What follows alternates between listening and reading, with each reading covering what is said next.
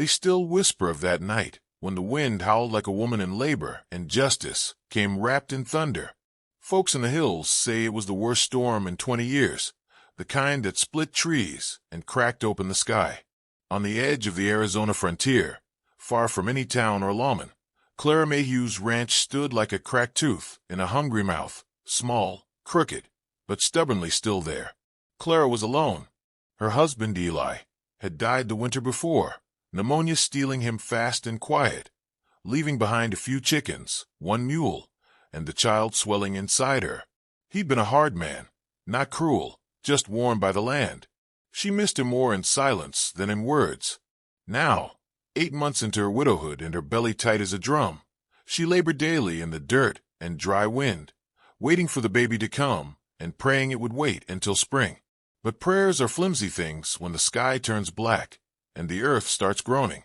That afternoon the clouds rolled in like cavalry, dark, low, and sure of themselves. Wind tore across the land, ripping through fences and lifting the dust in great choking spirals. Clara bolted shutters, threw extra wood into the stove, and rubbed her aching back. A storm, fine. She'd weathered worse. But a baby? Tonight? The mule began braying in panic, and Clara's stomach knotted. Not from labor, but from something deeper, colder. She stepped to the window and saw 4 riders, pushing hard through the wind, silhouettes against the coming dark. No one came out this far unless they wanted something no good. By the time she reached for the rifle above the hearth, it was too late. The Finch brothers were already at the door. The eldest, Harmon Finch, stepped in first, broad shoulders, gray coat, a pistol resting too comfortably in his hand. Behind him came Jacko, wiry and twitchy, followed by Clay and Reese, twins with matching scowls and bloodshot eyes. They smelled of whiskey and horses, and the kind of hunger that wasn't satisfied by food. Clara stood her ground. "We don't want trouble," she said, voice firm though her knees weakened beneath her shift. "There's no gold here. Just me and what's left." Harmon chuckled and pushed his hat back. "Gold? Who said anything about gold? We're just seeking shelter from the Lord's wrath. Right, boys?" The others laughed like men who hadn't heard a joke, but didn't need one. Jacko began rifling through a cabinet, tossing aside jars and spoons. "Your man, he die here?" Clay asked, circling her like a dog sniffing for weakness. "He's in the ground," Clara replied, steady as she could manage. "Then you're all alone." Reese grinned. "'Cept that baby. Looks like it's almost time." She backed toward the stove, one hand cradling her belly. A sharp cramp knifed through her side. Not now. Not with them here. Sweat prickled her temples, despite the cold draft. They tied her then, rough rope around her wrists, looped tight to the stove's iron leg. Her knees hit the floor, belly pulling her forward. She bit her lip to keep from crying out. The storm outside screamed louder, wind rattling the walls. Rain started in heavy sheets. Harmon sat at the table, watching her. "No use pretending you ain't got something hidden here. Maybe not gold, but something. We'll wait till the storm passes. Maybe deliver your young un for you. How's that for charity?" Pain surged again, hot, twisting, impossible to ignore. Her breath came ragged. "She's really gonna pop," Jacko muttered, peering down at her with something like curiosity. "Might die, you know. Women do." "I won't," she hissed through her teeth. "Not for the likes of you." They laughed, poured whiskey, and played cards at the table while her body buckled under the storm building inside and out. The fire hissed with the rain sneaking in through the broken roof. Clara's screams were swallowed by thunder. No one came. No one ever came this far, especially not on a night like this. But then, faint as a whispered prayer, there was a creak. Not of wood bending or wind breaking, something heavier. A footstep. Outside. Jacko froze. "You hear that?" Reese stood, pistol drawn, peering toward the rear window. "Just wind," Harmon muttered, but his hand tightened around the butt of his revolver. Clara's head lolled, drenched in sweat. Her wrists bled where the rope had cut into her skin. Her vision blurred with pain. But through the haze, she heard it too. A slow bootfall on the porch, deliberate, steady. Then the front door exploded inward with the crack of lightning. The door slammed open with a force that sucked the wind through the house, scattering cards from the table and knocking over a bottle of whiskey. Rain and grit swept in, along with a man tall, soaked, a shadow made flesh. He stepped over the threshold like he belonged there, like the storm itself had sent him. A wide-brimmed had dripped water down the shoulders of his oilskin coat. His eyes, shadowed but sharp, swept the room with a quiet calculation that silenced every outlaw where they stood. Nobody spoke. His hand rested easily on a worn holster, not drawn yet, but not far. His coat shifted just enough for Harmon Finch to see the butt of a Navy Colt, old but cared for. It wasn't just the pistol that drew stillness. It was the way the man moved, slow and certain, like he'd seen worse than this and walked out of it breathing. "You got a fire going," the man said flatly. His voice was low, dusty, like boots on gravel. "Mind if I warm up?" Jacko snorted, stepping forward. "This ain't your place, friend. You lost." The man's gaze flicked to him, then drifted to Clara, still tied to the stove, her face pale and contorted in pain, then to the four men who had taken up residence like wolves in a sheepfold. He didn't answer. "She's given birth," the man added, eyes narrowing. "You tied her like an animal." Clay started to speak, but Harmon held up a hand. "Easy. Fella's just cold, maybe a little slow in the head." He looked back to the stranger. "You can get warm on the porch. Ain't no call for you inside." The man didn't move. His boots dripped water on the rough-hewn floor. His eyes never left Clara. "Untie her." Harmon laughed. "Or what?" The pistol cleared leather so fast the sound of it left an echo. The stranger didn't aim it yet. He just held it low, steady, the way a blacksmith might hold a hammer before the swing. "Untie her," he said again. Something shifted in Harmon's face. Calculation. He wasn't used to being stared down, but there was something different about this man. He wasn't drunk, wasn't bluffing, and he wasn't afraid of the numbers. Jacko edged toward his own weapon. The stranger didn't flinch.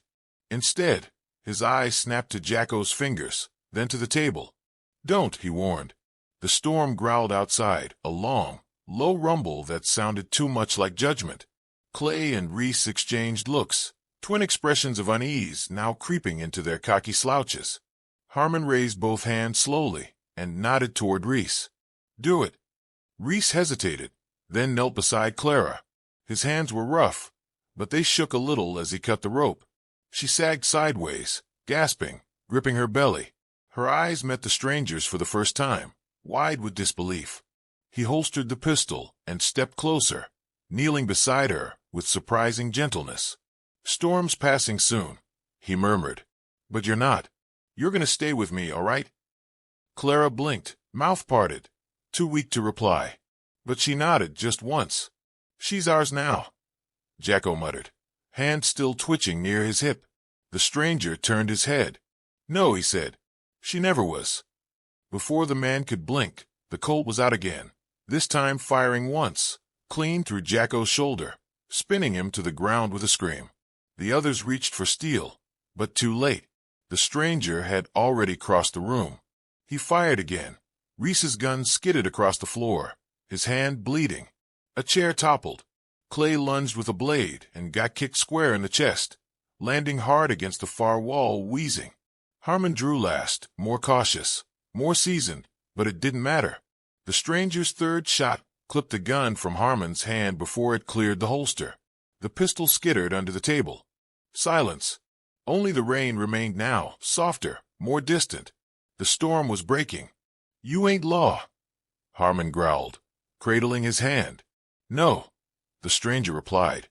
"Law don't come this far, but decency does." He knelt again by Clara, who was barely conscious. Blood soaked the floor beneath her. He pulled off his coat, folded it, and placed it beneath her head. Then he stood and looked at the outlaws, all crumpled and groaning around the cabin like broken tools. "You've got two choices," he said. "Stay and bleed, or ride and bleed." Harmon tried to stand. "Who the hell are you?" The stranger tilted his head. "Just someone who couldn't sleep through a storm." They didn't argue.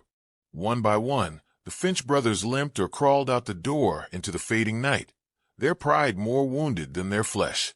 None of them looked back. The stranger waited, gun still drawn, until the last horse faded into the black. Then he shut the door, locked it, and turned back to Clara. She was crying now, not from fear, but from the pain and the strange mercy of it all. Her body trembled, drenched in sweat.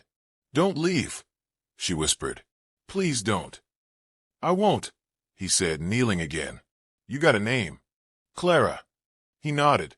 "Mine's Luke." She smiled faintly through her agony. "I need help," she whispered. "The baby, it's coming."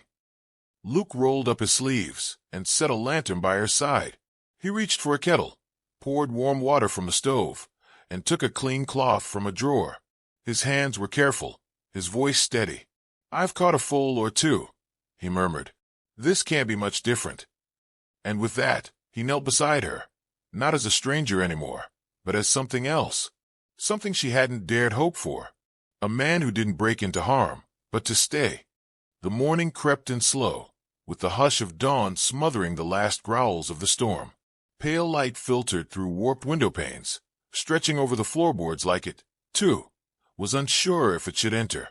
The wind had died to a whisper. Outside, snow clung to the edges of the porch, melting into slush where boot tracks had long faded. Inside, the air was thick with wood smoke, blood, and something almost holy, like silence after a hymn. Luke sat on the floor beside Clara, head bowed, arms resting on his knees. His coat, damp and folded, served as a blanket at her side. He hadn't slept, not even closed his eyes, not once. Instead, he kept one hand on the baby's tiny chest to feel its breath, the other ready to fend off the dark if it returned. Clara stirred, her face, drawn and pale, turned toward him. She looked younger in the morning light, despite the exhaustion painted beneath her eyes. "He's real?" she asked, voice dry as dust. Luke smiled faintly and leaned back. Cradled in a patchwork quilt beside her was a swaddled bundle, eyes shut, mouth twitching in dreams too new to understand. "Breathing, fussing, hungry already," Luke said. "That's real enough for me." She reached out, fingers trembling, and brushed the baby's cheek. Her shoulders shook, not from pain this time, but from the staggering weight of relief. "I thought I'd die," she whispered. "Thought that's how it'd end. Alone. Screaming. Chained." Luke stood and poured warm water into a tin cup, then knelt to help her sip. "Wasn't your time. And it sure wasn't his." She studied him now, really studied him, his weather-worn face, the way his fingers curled slightly at rest, as though trained by years of drawing a weapon before most men could blink. But his eyes were kind, quiet like a river that had run long and deep. "You're not from around here," she said. "No. You ran from something." He didn't answer right away. The kettle hissed on the stove. "I ran from a man I used to be," he said finally. "Far as I could. Found out you can outrun a bounty, maybe even a war, but not your own shame." Clara's brow furrowed, but she didn't ask. She could see it, whatever haunted him. It lived in the slump of his shoulders, when he thought no one was looking. "I was married," she said, "to one of Harmon's cousins. He died last winter. Fever. They came after that. Said I owed them. Said I'd stay useful, tied or not." Luke's jaw clenched. He didn't speak, just stood and walked to the window, watching the white horizon where the Finch brothers had disappeared hours before. "They'll come back," Clara said. "I know." She adjusted herself slowly, grimacing as she sat up against the wall. The baby stirred but didn't wake. "You'll go before they do, I guess." Luke turned to her. "No, I meant it last night.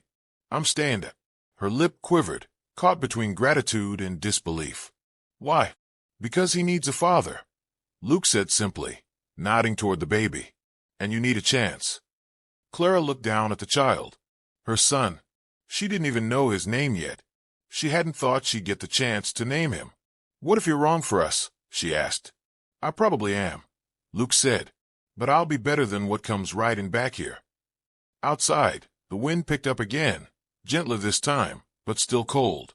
The sky had cleared just enough to reveal the vast, endless blue above the plains. It stretched forever, like something daring men to try and reached the other side. Luke began collecting scattered chairs and overturned crates. He stacked broken things in a pile near the hearth, then checked the hinges on the front door. A stray nail stuck out near the lock, and he drove it back in with the butt of his knife. Everything about him said temporary, but his movements said home. "You fix things?" Clara asked. "I try." "You ever hold a baby before?" "No, not once." "You did all right." "I had help," he said, with a nod toward her. A moment passed. She leaned her head back against the wall and shut her eyes. "His name's Eli," she murmured. Luke looked down at the child, who now yawned silently and clenched a tiny fist in his sleep.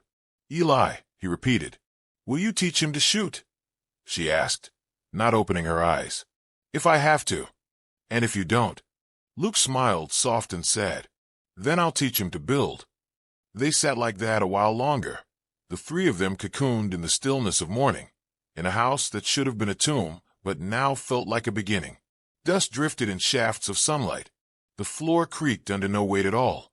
Eventually, Clara fell asleep again, her breath shallow but steady. Luke stood watch at the window, eyes narrowing at movement on the ridge. He saw them, distant, small, crawling like ants across the snow. He didn't reach for his gun. Not yet. Instead, he poured more water in the kettle and set an extra log on the fire. Let them come. The sun was higher when the Finch gang returned, casting long shadows over the frostbitten prairie.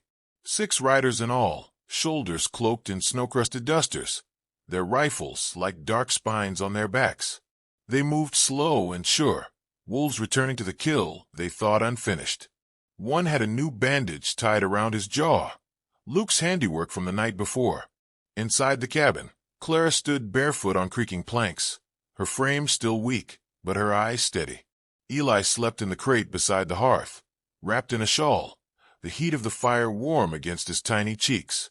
Luke stood near the window, sawed-off in hand, holster heavy on his hip. He didn't pace, didn't mutter. He just waited. "They'll ride up and shout threats," he said calmly. "Maybe fire a warning. Don't speak. Don't step out. No matter what you hear." Clara nodded, her jaw clenched.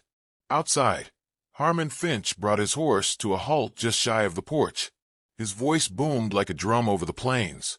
"Thought you could run off one night, and that'd be the end of it, girl," he called. "Thought we'd forget our debt." Luke opened the door slow, one hand on the knob, the other holding the shotgun low but ready. He stepped out and let it swing shut behind him. "Morning, Harmon," he said. The outlaw scowled. "You again. Should have finished you off last night." "You tried. Failed. That's your way, ain't it?"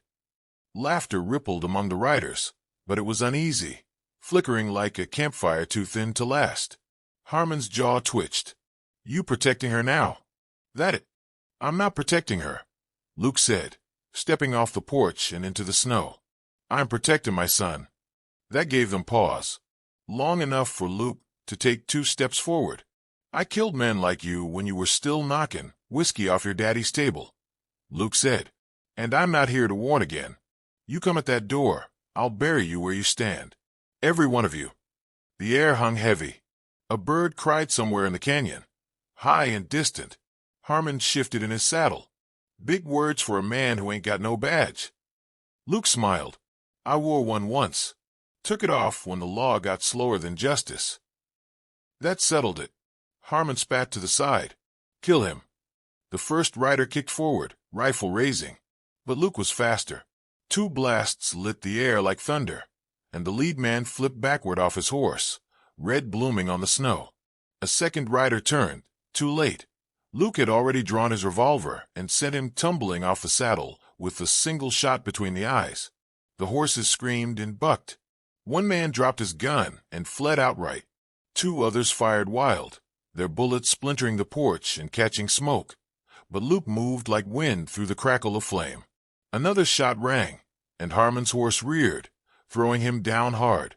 Silence followed, broken only by a horse galloping away and the hiss of hot shells in the cold. Luke stood alone, breathing hard. Powder smoke curled around him like steam off a devil's bath. At his feet lay 3 bodies. 2 riders disappeared into the hills, their loyalty already thinned to nothing. He walked over to Harmon, who groaned on the ground, clutching a twisted leg. Luke aimed down, eyes cold as flint. "I should end you." Harmon spat blood. "You ain't got the guts." Luke cocked a hammer. From the porch, Clara spoke. "Let him crawl. Let the others see what happens when cowards pick a fight with a mother." Luke paused, then slowly lowered his gun. "Tell the rest," he said to Harmon. "Tell them this house belongs to the boy now, to the woman who birthed him in fire and storm, to the man who stayed."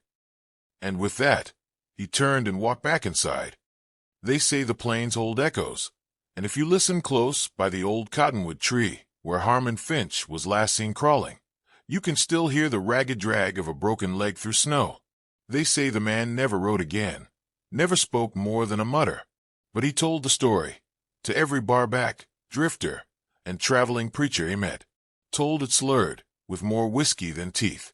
Said a ghost of a lawman came out of nowhere, claimed a child not his own, and laid 3 brothers in the dirt without blinking. Some laughed at him, some didn't. The cabin still stands on the edge of Crosswater Creek. It's bigger now, painted. There's a fence made by hand, straight and strong. Chickens in the yard.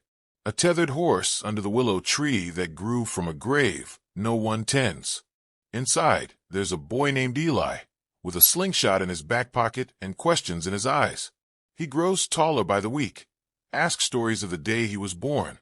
Clara tells him sometimes, but not all the details. Just the truth that matters. A storm came, and with it, a man who didn't leave. Luke still watches the ridge every dawn. Still sharp, still quiet, but there's peace in him now, not penance.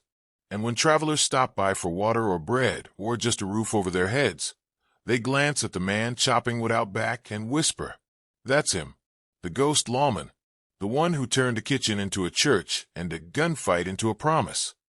And Eli just grins, because every legend starts the same, with someone who stayed.